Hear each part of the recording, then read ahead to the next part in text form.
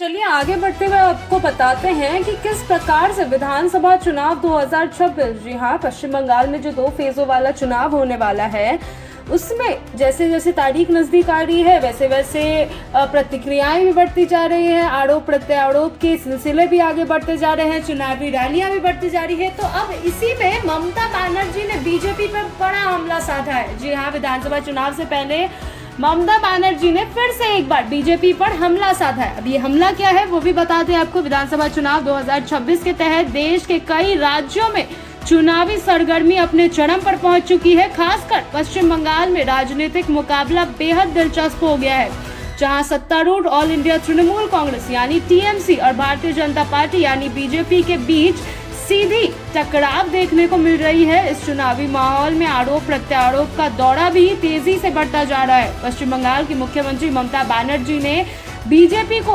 बंगला विरोधी करार कर देते हुए राज्य की संस्कृति, पहचान और समावेशी सोच की रक्षा करने का संकल्प दोहराया। उन्होंने कहा कि उनकी पार्टी बंगाल की असीमता के साथ किसी भी तहत का समझौता नहीं करेगी। दूसरी ओर असम के मुख्यमंत्री हिमंत बिस्वा शर्मा ने टीएमसी पर गंभीर आरोप लगाए हैं। उन्होंने कहा कि पार्टी जनता के बीच गलत जानकारी फैला रही है, खासकर खान पान से जुड़े मुद्दों को लेकर। उनके इस बयान के बाद राजनीतिक माहौल और अधिक गर्मा गया है और दोनों दलों के बीच जुबानी जंग तेजी से बढ़ती जा रही है। चुनाव आयोग द्वारा घोषित कार्यक्रम के अनुसार असम, केरल और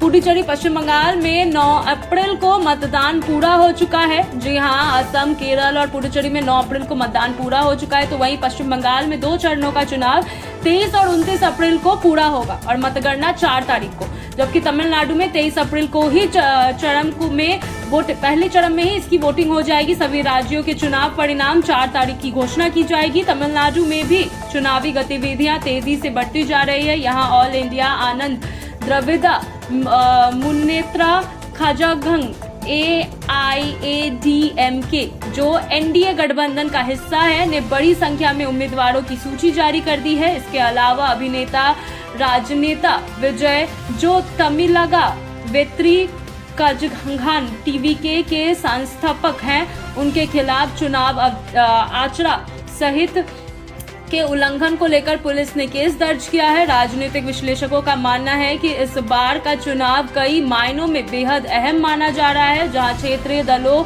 और राष्ट्रीय दलों के बीच कड़ा मुकाबला देखने को मिल सकता है। खासकर पश्चिम बंगाल में टीएमसी और बीजेपी के बीच सीधी टक्कर ने चुनाव को और ज्यादा दिलचस्प बना दिया है। जैसे जैसे मतदान की तारीखें नजदीक आ रही है वैसे वैसे प्रचार अभियान, रैलियां और बयानबाजी भी तेज होती जा रही है। अब यह देखना महत्वपूर्ण होगा कि इन तमाम आरोप प्रत्यारोप और वादों के बीच किसे अपना समर्थन देती है और 4 मई को आने वाले नतीजे किसे राजनीतिक दिशा की ओर इशारा करेंगे।